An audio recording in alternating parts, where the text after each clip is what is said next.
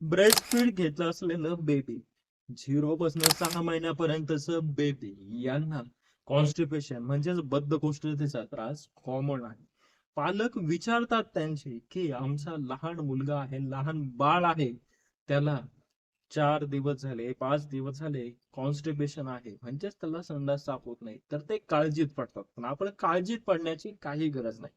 8 ते 10 दिवसापर्यंत जरी बाळाला संडास साफ झाली नाही आणि तो व्यवस्थित खेळतोय, व्यवस्थित ब्रेस्ट फीड घेतोय, अशा वेळेस काळजी करण्याची काही एक गरज नाही. 10 दिवसानंतर आपण आपल्या डॉक्टरांचा सल्ला घ्यावा. पण आजच्या या व्हिडिओमध्ये आपण 3 असे उपाय बघणार आहोत की ज्याने लहान बाळांमध्ये कॉन्स्टिपेशनचा त्रास दूर होणार आहे. लहान बाळांमध्ये कॉन्स्टिपेशनचा त्रास का होतो? तर त्यांचं आतड्याचं डेव्हलपमेंट चालू असतं 6 महिन्यापर्यंत, त्यामुळे तो त्रास होत असतो. तर आता 3 उपाय कोणते, तर ते बघूयात. पहिला उपाय काय आहे?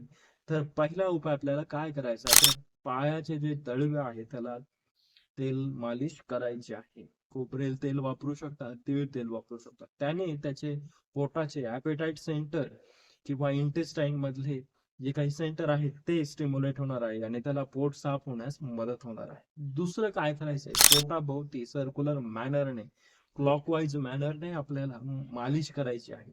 ही मालिश सुद्धा आपण खोबरेल तेल किंवा तीळ तेलाने करू शकतो. त्यामुळे सुद्धा त्याचे ॲपेटाइट सेंटर आणि इंटेस्टाईनचं जे आहे ऍक्टिव्हिटी ती बूस्ट होणार आहे आणि त्याने संडास साफ होण्यास मदत होणार आहे.